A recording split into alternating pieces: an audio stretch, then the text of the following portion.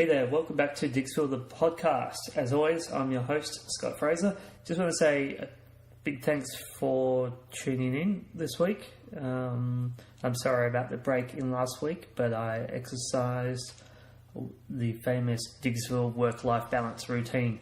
But we're back on board, and I don't know if you know, I've got a whole bank of interviews already pre-recorded, and so from now on we should kind of roll it out fairly regularly.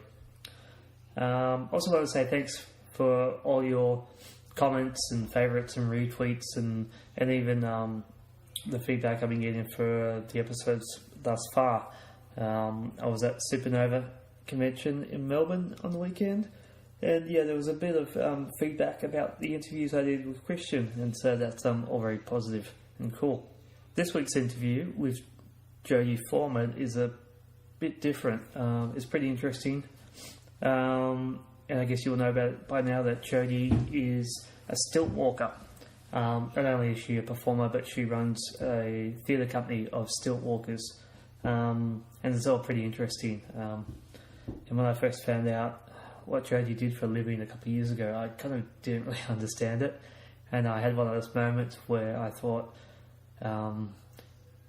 that's actually a job, stilt walking. But so over the years, I've kind of, every time I've caught up with Jodie, I've always kind of asked more and more questions. So it was great to actually sit down and just ask maybe some obvious questions. But what I think she does is pretty cool and fascinating. And actually, this interview was the first interview I ever did late last year. And it was because of Jodie. She lives over in San Francisco now, but she was back in Melbourne, and I caught up with her. We ran into her, and I said to her, "Oh, look, I'm thinking about doing this thing. If it happens, will you be interested?" And she went, "Yep, sure." Got out her diary and said, "Okay, how about we catch up in 2 weeks' time?" Wrote in the diary, and then I thought, "Oh, okay, it's actually going to happen. All right, I better get all my equipment ready." And then in some small part, it was because of Jodie's organisational skills that actually got me rolling with the podcast idea. And so this interview, she not only goes into detail about how you become a stilt walker, but also, and we go into a bit about the amazing costumes that she custom makes, but also her tips on running a business are quite handy, and I've found them quite insightful, and maybe you will too. I think there's some good habits to get into there. Also, a big thanks to my unicorn brother, Garth Jones. And for a couple of weeks now, there was something wrong with this actual interview file, and I thought I lost it. But thanks to his technical prowess, he saved it. And in return, he's now named as executive producer of the DIGGSVILLE podcast. I don't know what that will mean going forward. Maybe he'll make an appearance, maybe not. Maybe he'll just be my tech support. Speaking of tech, I don't know if you can hear that, but my puppies in the living room, well, the one's a pup, the other one's too old, they're going a bit nuts. But yeah, I'm actually recording this little intro on a new equipment setup. So maybe you'll pick it up, maybe you won't. I know that the last couple of episodes, some of the interviews have been a bit tinny. That's because my old setup, for those who care at home, I was using an iRig mic, which is just a USB microphone made for the iPad, and I just plugged into the iPad and was running a audio capturing software app on the iPad. It was pretty good for a very cheap, affordable entry-level option. My wife wouldn't let me spend anything more expensive until I proved to her that this wasn't a fad. And now I'm using a Zoom H4n for those who care. It's a pretty nifty little device which I'm borrowing from a friend, and so far I'm pretty impressed with it. So I'm going to probably get one for myself. So hopefully this will sound a bit better, and in the next couple of interviews you'll see hopefully the better quality of audio rolling out. I think that's about it for now. I apologise, I've got a bit of a cold, So if I sound a bit nasally, even more like Kermit the Frog than usual, then that's the reason why. But yeah, let's get into it, shall we? Here's Jodie Foreman, Stilt Walker. Okay, so I'm here with my friend Jodie Foreman. Do you still go by Foreman? Yes, Jodie Foreman. Okay, and she's the director and manager of Tall Poppies Theatre. And so, do you want to tell me what Tall Poppies Theatre is? Yep, we're a stilt walking company, and we're professionalising in large-scale imagery of puppets and beautiful costumes, mostly performed by dancers. And so, where do you perform? What sort of performances do you do? Festivals, mostly. A lot of city council festivals and music festivals. We also do openings of events, openings of buildings, weddings, that sort of thing, occasionally. But you've also performed at big events like the Commonwealth Games. Yep. We've done Chinese New Year Parade once. In Den Haag in the Netherlands, we did the Climate Control Conference. The whole world came together for that to try and work out some sort of climate peace. That was a complete fail. So what kind of act did you do for that? Butterflies. So we were representing how the world could be. Butterflies on stilts. Okay, so it's probably a bit hard for people to get a picture of just the scope of what you do, but it's pretty amazing costumes that you do, and performances. And maybe what I'll do is I'll post some pictures up of, and I'll put links of actual video of your costumes. But I think the first time I met you years ago, I think you told me this story, but I've forgotten. So I just want to know, how did you get into stilt walking as a professional career? I was working and performing as an acrobat, and the place where I was training at the circus school, they had stilts. Okay, so where was this in? That was in Adelaide at a company called Cirkids, and they had stilts just sitting in a corner, so I grabbed a pair and had a go, and it turned out I could just do it. So within a very short amount of time, a stilt walking company in Adelaide invited me to come and work for them, and they were doing articulated stilts, which is the type of stilts where when your foot moves, the plate of the stilt moves as well, so you can stand still on them, in these giant android puppets. So it looks like a giant robot because you can't see the performer inside. So when you say articulated stilts, how is that different to normal stilts? So can you not stand still in a normal stilts? So there are three types of stilts, roughly. One is the articulated stilts where you can move your foot, you can move your ankle, and then the foot that you're standing on in the stilts also moves with you, so you can stand still on those. And there's peg stilts, which is just basically a stick, and they're lighter. And the third one is the one that people be seeing everywhere, which is the jumping stilts, sprung stilts.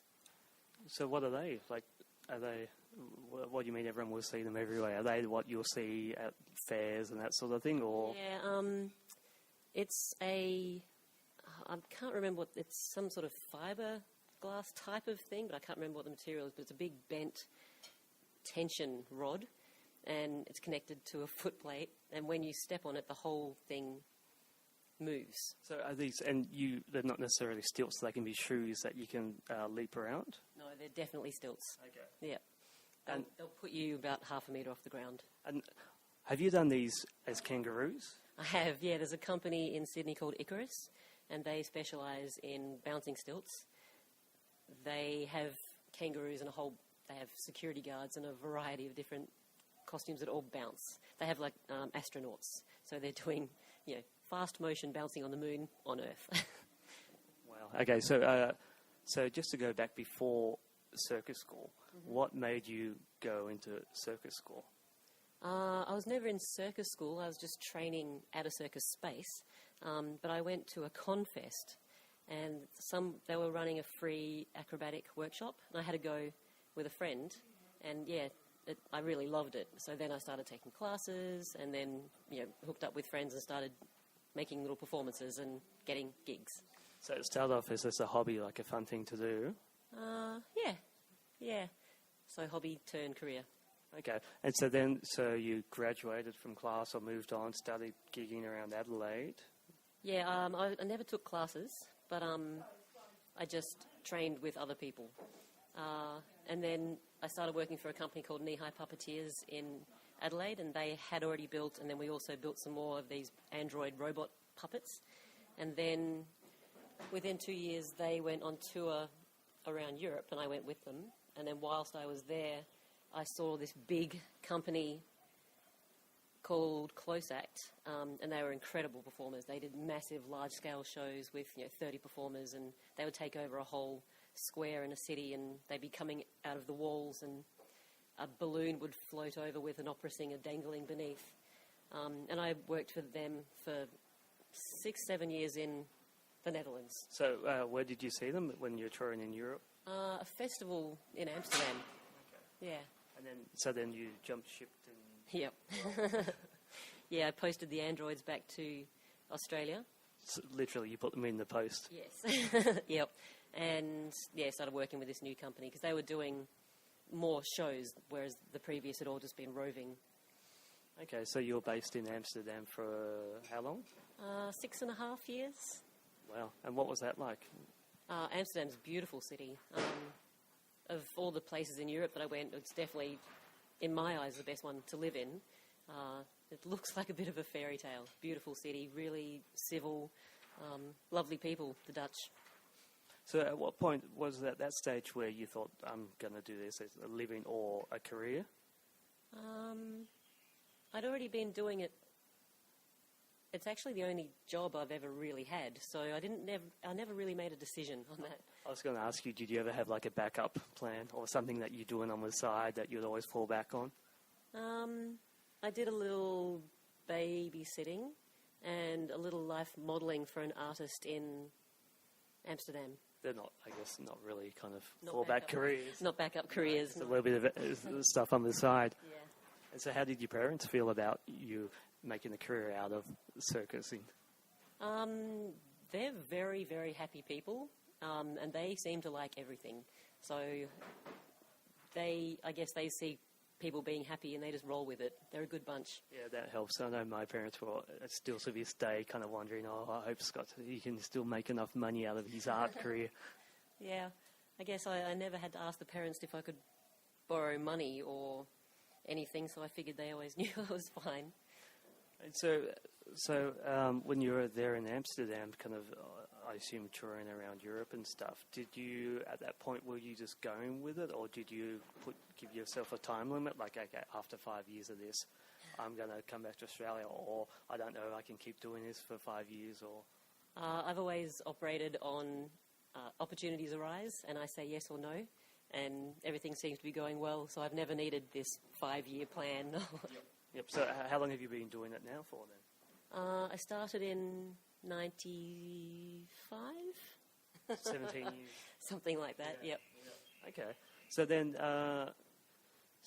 then how did you get from Amsterdam back here? Is that how it works, from Amsterdam to Melbourne? Well, because my sister was pregnant, and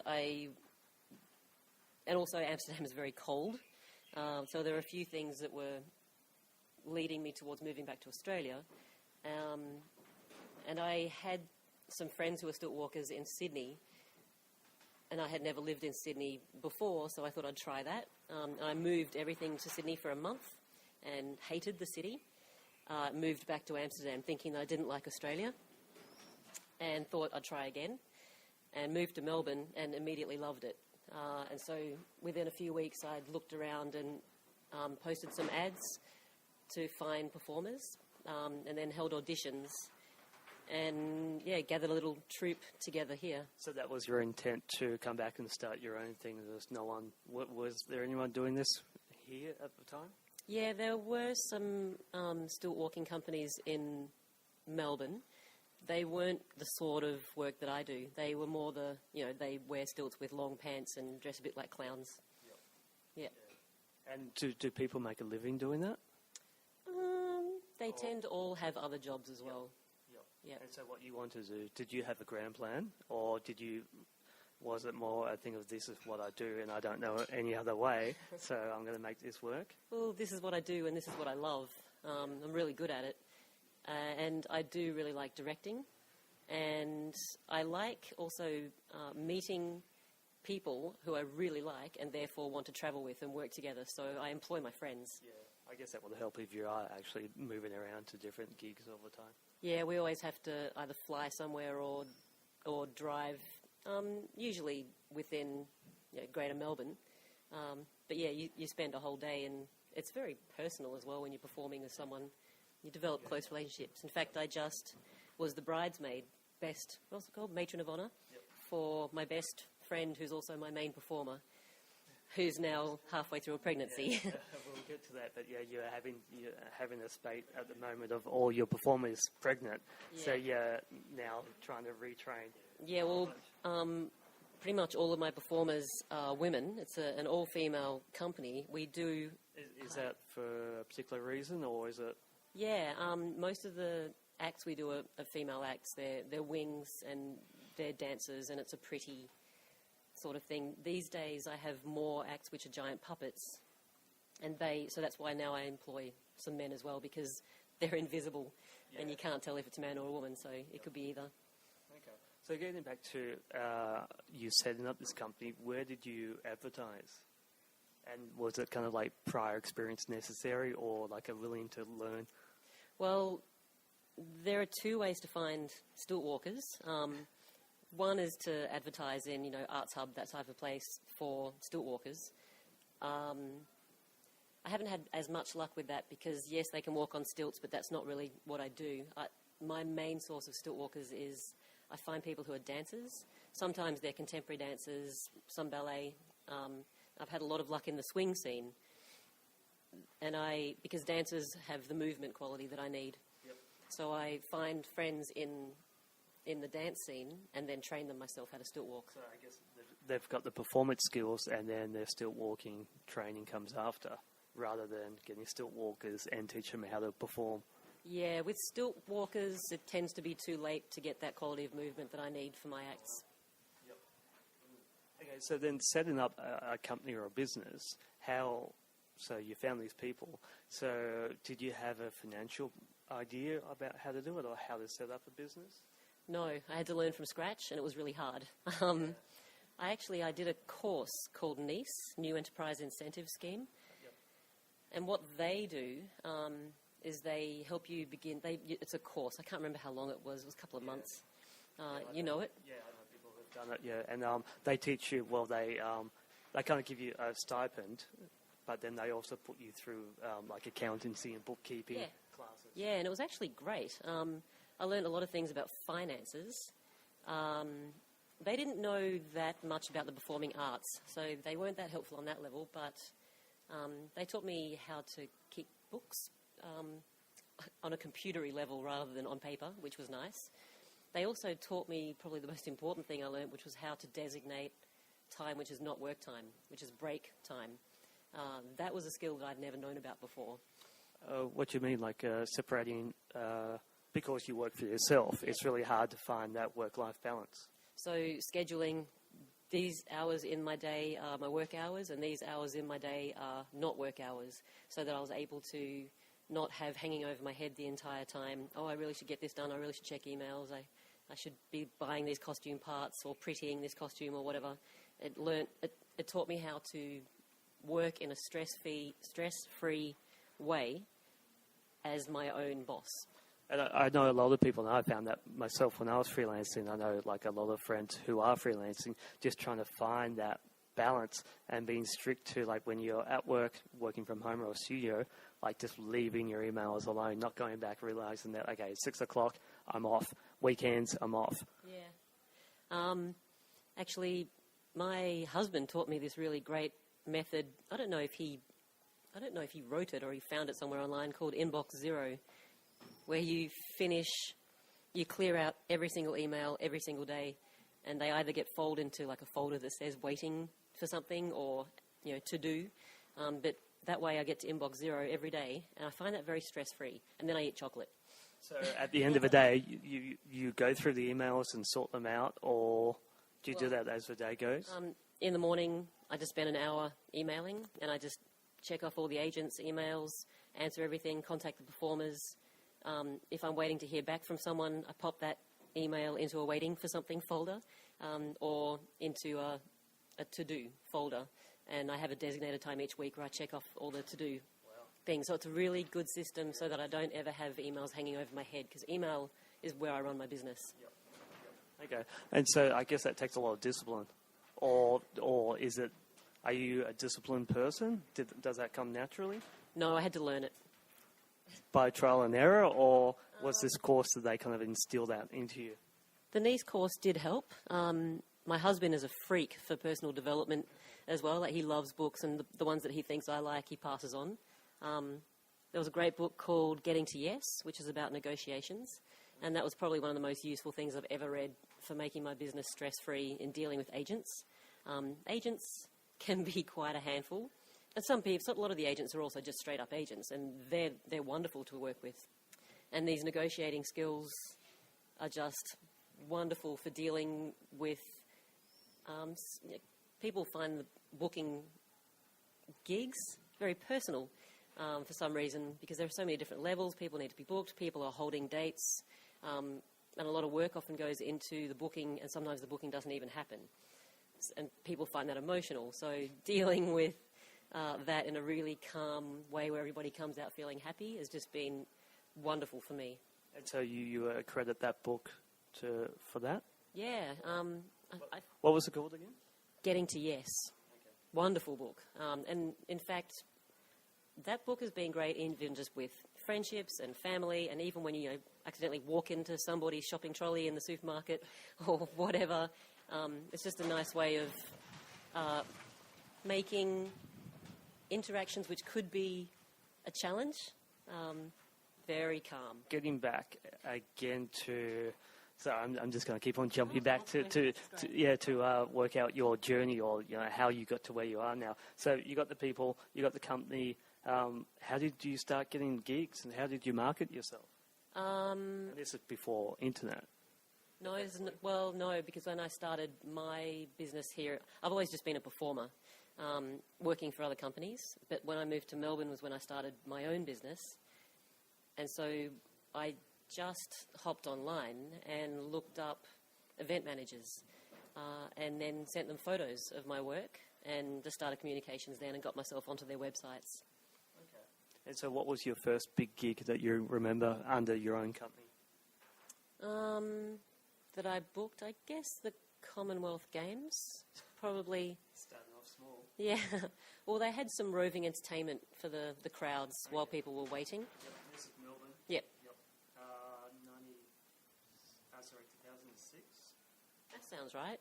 Yeah, I'm not sure. I can't remember. Yeah, I think I was overseas. But we do big festivals like WOMAD. What's the one up north? Woodford. Yep. As well. Port Fairy Folk Festival. We do a lot of big music festivals like that. And then I guess like the big thing about what you do is the costumes. Like there's and looking at your website, you go 1, 2, 3, 4, 5, 6, 7, 8 kind of on your website, different characters, I guess. Mm-hmm. Are there more? No, that sounds like about it. And they vary from the ones which are actually accompany the woman who makes the costumes. She runs a branch in Sydney, and I run a branch in Melbourne. She also has, or had, I can't remember what we're up to now, branches in New Zealand and Amsterdam and Perth, which sometimes they close, sometimes they're open, depending on performers. But I also have some of my own costumes that I made a giraffe, which is a life-size giraffe. It's 5.3 metres, which is the same height as a real adult female giraffe. And is that a two-person costume? No, one person. It's one person on 1.5 metre stilts, and the front legs are crutches, and then it has a backpack structure which is connected to the big neck, which is a moving part. And yeah, that one's quite a mission of a costume, and I actually sold it recently. That somebody else runs it now, but we still perform together. Yep, wow. So how does that particular costume work? Like, how do you... I mean, I'm thinking kind of like this kind of Jim Henson kind of Muppets territory, like Big Bird kind of. So, Yeah. I mean, with Big Bird, you got the person with the puppeteer's feet in the feet and his arms up controlling the neck. Yep. But with yours, with Giraffe, like you got your arms controlling the front feet, legs back feet. How do you control the neck? With my hips. Yeah. So I'm wearing a backpack, and I had welded onto the backpack a big structure which connects onto the neck, and the neck is made of a flexible material so that when I move my hips, the neck moves with the walking. Yeah. And so it has a natural flow, a lot like a giraffe when it moves. So, and you designed that one. Yeah, when I first moved to Melbourne, I didn't really feel like making such a big costume, so I asked all the puppet makers and all the costume makers around Melbourne if they would make it for me, and everyone said it was impossible. So I was like, fine, I'll make it myself. And I spent, quite part-time, but I spent the better part of a year making it, sort of on a couple of days a week. But it was a big process to make that move beautifully and have all the right dimensions and be able to pack down and fit into a car. So did you have this idea specifically for a gig, or like what was the inspiration behind a giraffe and with this kind of movement, or was it trial and error, like trying to work out how to move the head? I like giraffes. So did you actually study lots of live giraffes? I've always looked at them, but no. I just looked at pictures and tried to make it look as similar as possible. Wow. Yeah, but I once saw a performance in DIGGSVILLE, which is a little island off the coast of the Netherlands, by a company, and they were doing Aboriginal acts. And the thing about the Aboriginal arts is, the cave drawings, they used to have like stretched long characters, which just go so well with stilt walking, and they did this beautiful, I can't remember what they're called, there's a terrible story. We can edit this out. Yeah, this bit. This bit's terrible. This bit's shit. Looking at the different acts or different costumes on your site, there's Electra Android. Yeah, that was... she was a puppet that used to be with the very first stilt walking company that I was with. Yep. And we made some puppets then as well while we were there, and I've bought that one. And that's my favourite of all of our acts, but it's just new to Melbourne, so I haven't really gotten that one off the ground yet. Has it had many kind of reconditions since you first worked on it? Yes, and still in the process of... It still looks beautiful on the outside, but I'm always in the process of, changing little bits and making this bit more comfortable and changing the height. And, I guess I'm always adjusting, and according to different performers as well. And we're always working on the character. The character, so like how it interacts, or do you have like a backstory? I know there was a clip I saw with almost like the scientist creator kind of running out of the crowd and jumping in. Yeah, so there's the mad scientist character, and the story is that he tells the people that he has been working for the last year or so making her, and we're bringing her out into the world now as a test run. And so he has a remote control and he tests her. And it's phenomenal. Most people believe it's real, that it's actually a real robot. Sometimes it makes me feel a bit guilty. I like playing the scientist character as well, but you tell them that it's real, and look, see, and you press, and they press the button, and then the android does something, and they believe they've done it. It's amazing. Well, it's huge, isn't it? How tall is it? 13 foot. Wow. And it's got articulated hands? Articulated feet, head, hands, beeping lights and buzzers and... So it effectively walks and swings its arms, and in the clips it reaches out and will like grab like an ice cream from someone in the crowd, or like flip someone's hat off. It also has this thing which is my favourite feature, which is a straw that goes from Electra's pinky finger all the way up her arm into the chest cavity into my mouth. And I suck people's beers dry, and they love it. For some reason, they're happy just to hand it over to the android. And that I saw that was it you who performed Electra at the X-Men premiere early this year? No, I was in San Francisco when that booking happened. But that was some of actually, that was my husband's brother performing that one. Okay. I taught him how to stilt walk as well, and my husband. And then, so some of the other costumes, you have Dali elephants? Yeah, the National Gallery of Victoria wanted Salvador Dali elephants on stilts, just like the Salvador Dali elephants in the paintings, for the opening.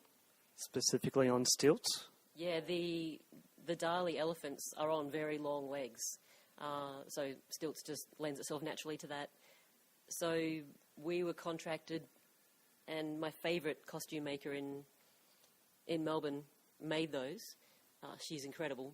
And then I bought the elephants from them afterwards, and I run them myself now. Okay.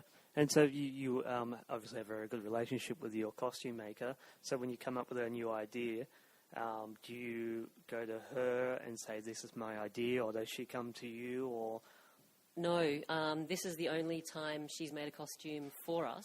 She was associated with Circa Nika, and I've had a really great long-standing relationship with Circa Nika. They book us because they don't really run stilt walking acts themselves. They've been booking us for years.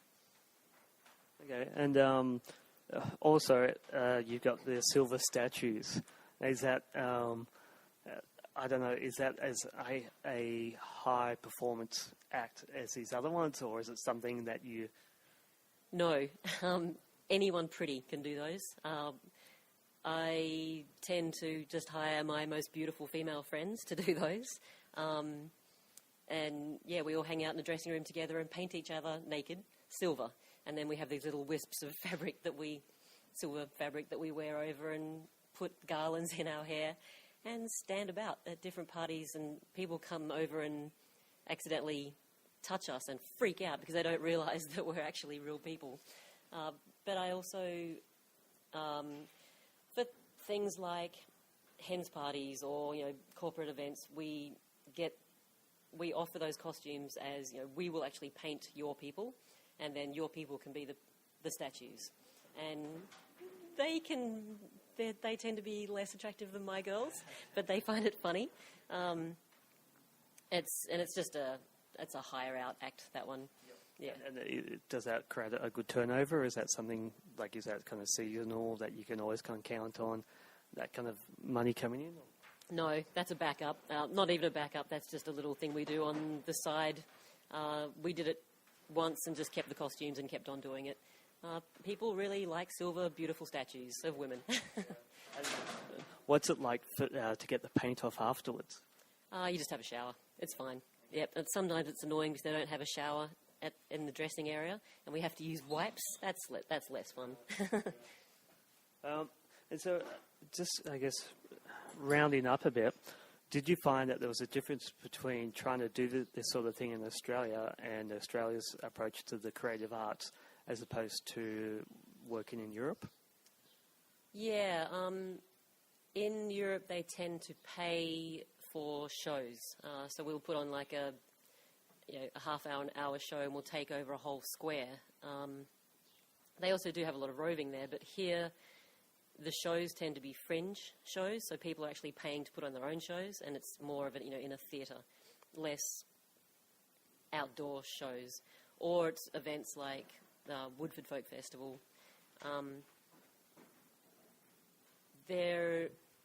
All the work that I'm actually finding here is that I'm finding myself through agents and not so much of big public performances, but that might just be because that's not what I'm really doing much anymore. I'm not really looking for it. And so do you find that a constant effort, to work out when the next gig is going to be?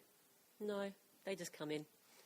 I have some really good agents, and my photos on the websites are beautiful, and most gigs that we get, the next year those same people will book us again. So my number of gigs just increases every year with very little effort now. Oh, that's awesome. Yeah. So, I was going to ask you, in a lot of areas in the Australian industry now, people are cutting back on paying for stuff and buying stuff, but you haven't seen a downturn at all? my fellow performers are saying, I mean, other people who run stilt walking companies are saying that they're feeling that. I don't think I am. I think I'm probably the one who's still getting the gigs, though, so I'm definitely not complaining. Yeah, okay. And do you think this is because you were one of the original ones, so you've laid all the foundations over the years, or are you just kind of lucky, or are you doing something right that the other people aren't? I wasn't one of the first ones here. There were already several here, but yeah, they had more of a classical stilt walking clowny sort of style, whereas mine are really quite different. And because my performers are actually dancers and professional performers rather than just stilt walkers, the quality is pulling me through, I believe. So currently you are living in San Francisco with your husband, kind of almost on a full-time basis, but yet you're still running and managing your business here. So how has that worked out? Well, for the first time in my life, I'm not performing for a living. I'm now running the business, and purely just because I'm not actually here. So I'm running it online, all by email, and that's going really well. One thing is, however, because they're mostly women, one of my performers has just had a baby and 2 more are pregnant, so I'm busy training new performers here at the moment. And we also have a big gig coming up. We're doing Chinese New Year Parade next year in March, and we need 40 performers for that. So we're making it to 40. It's just scraping by. How do you find 40 people, and how do you get them up to speed in? So it's December now, Chinese New Year is end of January. The Chinese New Year Parade is in March. Okay. And Emily, who is Empress, who began a lot of the stilt walking that we do, she is pulling together this whole thing from Sydney. So I'm just gathering a few extras from Melbourne, and I'll be coming over from San Francisco. Okay. And so you haven't performed for a while. Are you rusty? No, I performed last week. And no, it wasn't rusty. I was amazed, actually. I hadn't been on stilts for a year and a half. But I've been doing it for so long, it's like a bit like breathing. Yep. But does it use particular muscle groups that you haven't used for a while? Like if you haven't played tennis for a while and you go out and you play and you realise, I haven't used that muscle for a long time? I would have thought so, because that happened to me recently, horse riding. I was surprised how sore my butt got. But with stilt walking, I think I've just been doing it so long, those muscles are solid. Wow. Yeah. And so I guess like fitness has to be a big part of it because it's so intensive, and you have to be it sounds like in tuned with your muscle groups to work different parts. Like you've obviously been doing this for years, so that's kind of part of your life, but with your performers, has that been a real struggle for them, or is it something they adapt to naturally? All of my performers are the same as me. We're all health and fitness freaks. Yeah. They're all dancers, and most of us run. Most of us eat very healthy diets, and the reason I chose these people is because they're beautiful, positive people who really, healthy of mind, healthy of body.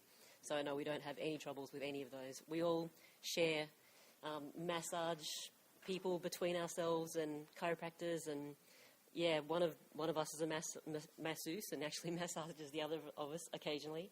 But yeah, no, our instruments are our bodies. I can't believe I haven't thought of this question yet, but have you ever had any falls? Yeah, I was at a festival called Dance Valley outside of Amsterdam, and the floor was wooden floorboards covered in mud and beer, and my stilts went in either direction, and I did the splits very suddenly, which I can't do, and I went down on my fingers and broke 2 of my fingers. But we had the choice. After we'd finished, we could either go to the hospital, or we could dance. So we just bandaged it up and danced, because it was a really fun festival. Oh, wow. And so what's the biggest fuck-up you've seen on stilts? Someone in a different company, not ours, he's a feisty character, and every now and then the punters, the audience, they can be in quite a party mood, let's say, and they tried to tackle him, but he got aggressive back to them instead of, the put a flower in the end of the cannon type of behaviour, which I find works better. And that guy attacked him and broke his leg. So barreled at him, took him down from behind like a rugby tackle and broke his leg. That's the worst I've ever seen. I guess, it's quite a precarious thing, or it seems like it, especially when you're in a big crowd that you can't control and you're up there kind of precariously trying to get your balance. Like, I guess there must be some heroes in moments, are there? Or are you... I have fallen down a couple of times, but it's not that different from falling off a table because it's only like 1 to 1.5 metres high. And we have knee pads, and we actually fall down sometimes just to get down if there's nothing to sit on. So falling down's not a big deal. Bike riding, however, is where my hazard comes in. I've broken several bones bike riding, just too fast. No, but relatively, stilt walking is very, very safe. I know what I was going to ask you. So do you see, is there a time limit on you as a performer? Like, now that you've taken this break, are you enjoying the break from performing? Or is it kind of, do you get itchy feet and you send your performance out to these gigs and you feel like, oh, I wish I was there? I've been performing for near on 20 years. I've been working for near on 20 years. I'm 41, so just taking a break from work is awesome. It doesn't necessarily need to be a break from stilt walking, but just... I think everyone deserves a year or two break after 20 years of working. But I intend to move back to Australia, and I intend to keep working. And many of my friends are like acrobats, and some of them are, in their 50s, getting around 60, and they're still performing as acrobats, which is much harder. And dancers work quite late into their lives as well. Stilt walking's much easier than that, so I don't see any reason to change. What big events do you have coming up? Chinese New Year Parade is the biggest we have coming up next. New Year's Eve always tends to be a busy day. That's it that stands out. So any kind of, do you have stuff booked for next year, or do you find that it will just roll in? Most bookings happen about a month in advance.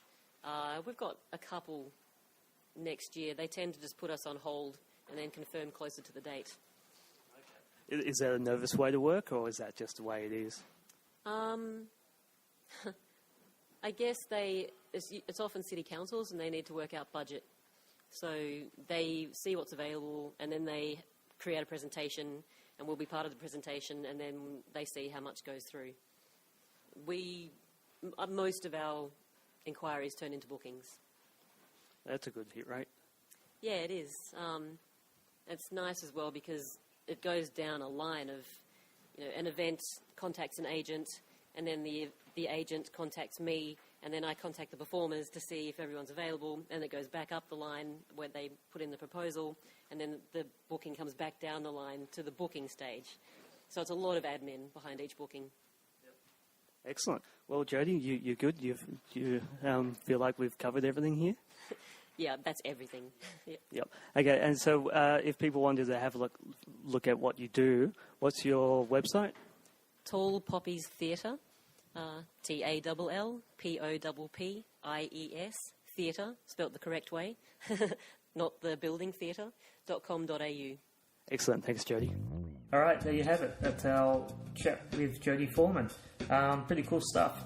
Inbox 0 and getting to yes. Gold. As always, you can find the DIGGSVILLE podcast on our website. That's diggsville.wordpress.com, and also on Twitter, DIGGSVILLEpod. And you can find me at sdfraser.com, and my Twitter account is Fraseville. So that's FRASEBILLE. Now follow both of us, or one of us. Doesn't matter. I look at both. Yeah, and this microphone is pretty good, isn't it? I just listened to that intro I recorded, and you can definitely hear those dogs barking. Sorry about that. Yeah, unfortunately, this podcast is encroaching on their work-life balance, and they haven't been for walks tonight. So Wednesday nights is normally my podcast night, and it means they don't go for a walk. So that's the sacrifices they make for you guys. Hope you appreciate it. Next week is a great little interview, once again from Hobart. So make sure you tune in for that. It's a good one. Okay, later.